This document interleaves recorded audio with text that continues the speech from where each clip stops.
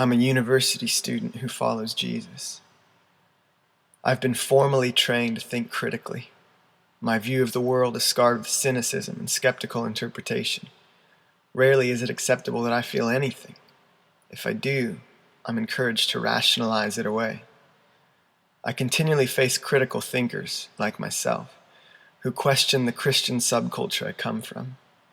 I try to imagine a countercultural movement like I read about in Acts, but I'm stuck in the tread of a divide between the sacred and the secular of this world.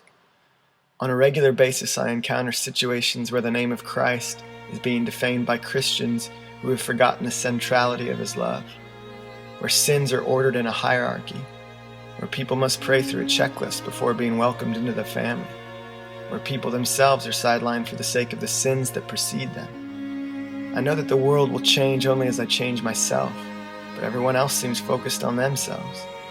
I'm torn between changing individuals and changing institutions. History class laughs at the meta-narrative that defines my existence. Science tells me that mystery is my enemy and faith is its poison. My learning is split into departments. So goes my religion. I'm a university student who follows Jesus. I have wept over abortion, and I have grieved the breakdown of the family unit. I have also wept and grieved over Christianity's fear-filled reaction to both.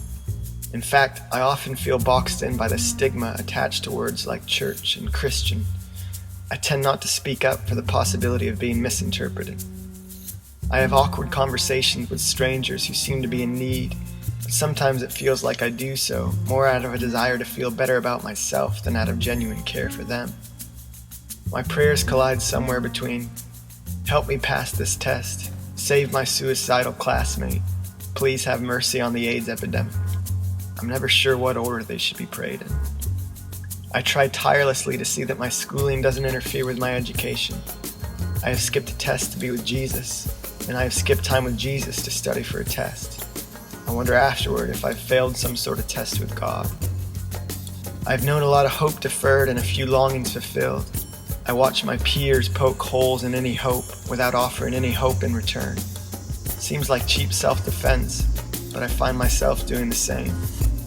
I'm constantly divided between the voices in my head, discerning what is conviction, what is accusation, and what is simply empty tradition in my exhausted conscience. I feel compassion in the depths of my soul, but I've learned to quiet it in order to keep my head above water. Sometimes I sense that God is leading me to obey Him in an act that seems crazy to me. With all the voices clamoring for my attention, it's hard to tell who's talking, so I've gotten good at just talking it away. I'm a university student who follows Jesus. I'm on technology overload, inundated with information that is inapplicable to the vast majority of my life. I check my Facebook profile 22 times a day with the hopes of a red button notifying me of my importance to someone. Most times there isn't a response to my status update, and my status diminishes a few notches in response. I've had trouble making new friends because I'm busy keeping up with old acquaintances through a computer monitor. I like the Word of God, but I love the summary form Wikipedia gives me of its contents. I repeatedly have to remind myself that the Bible isn't another textbook to resell at semester's end at 1/10 of my purchase price. My life has a continual soundtrack provided by wires that connect to my ears and straight-arm the annoyance of other people's existence. Other people's existence. So annoying. Silence both scares and bores me tremendously, making it seriously difficult to be still and know much of anything. The natural world has all but disappeared from my daily activities. My feet are far more familiar with concrete than grass. My hands know well the texture of my keyboard and the smoothness of my cell phone, but there is no dirt beneath my tooth-trimmed fingernails. I speak 17 different dialects of the English language: homegrown simplicity, calculated indie rock, charismatic Christian, postmodern pessimist. I second-guess what I'm majoring in every second day, and I can't fathom holding down one job for more than 1 year. I eat food like my body is a temple of convenience. Making coffee takes too much time out of my incredibly important day, so I stand in line for 5 minutes to buy a $5 cup. I'm a university student who follows Jesus. I'm somewhere in between child and adult. I've lost the innocence of my youth, but I've yet to achieve the wisdom of my age. The tension feels awkward and emphasizes my temporary existence. My school loans are more than my parents paid for the house I grew up in. I may not have the cash, but swiping the card doesn't really hurt anyone, and I've got it down to an art. I buy new clothes that look old so I can maintain the appearance of used and uncaring. I've often laughed and nodded at common knowledge I think I probably should know by now but don't. The world still appears wide open, sometimes even intimidatingly so, but more often I anticipate its narrowing and the possibility that I would remain little more than potential. I'm a university student who follows Jesus, returning always to questions of who God is and who I am, usually in the wrong order. I have friends, but I often feel lonely. I am habitually watching others watch me. Am I essential to anyone? I try not to look in the mirror too long when I'm alone, mostly so I can convince myself that I'm not self-obsessive. I do the things I hate, then try not to hate myself for doing them. I'm trying to figure out who I am while trying to die to myself. People have thanked me for being authentic when I have openly confessed my weaknesses. Sometimes I just want them to challenge my pride instead. Everything feels urgent and rushed, and I'm trying to learn how to rest in the midst of the chaos.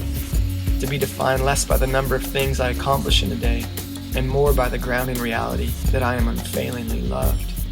Not easy. I'm trying to make friends with people who don't know Jesus. That's why I have a beard, insert a swear word from time to time, and reference you too in conversation. I remember something of the religious foundations of my college, but question why today religion is at most tolerated on the periphery of my curriculum. What foundation is all this academia built upon? I'm a university student who follows Jesus. I want to love God with my entire mind, to stand empowered in my intellect without being run over by intellectualism, losing my heart in its stead. I welcome the challenge of my faith. I think a healthy argument can be more respectful than offensive. Seeing people who walk with a limp having wrestled with God makes them a bit more trustworthy to me. But I dread the possibility of a life with a divided heart. I crave resolve, and I rarely have it. I'm haunted by the question of tolerance versus acceptance, absolute versus relative truth. Perhaps what I fear most is having a form of godliness that has no actual power. Some days I have glimpses of the changing cultural norm, and it disturbs me deeply. What kind of world will my kids grow up in? The thought suddenly cuts off as I realized I missed the last 4 minutes of notes in class. I'm still trying to grow up in my own world. I recall a young leader named Joshua who conquered enemy ites to the tune of strength and courage. His ites are the isms of my modern day, worlds of thought and heralded ideas that promote the self and eliminate any life outside of me. Be strong, daughter. Be courageous, son.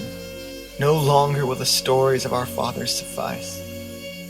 I am longing for kingdom come, laboring for it to break in now, looking for the places it has already established, wondering if they all collide in each moment of my everyday life. I'm a university student who follows Jesus.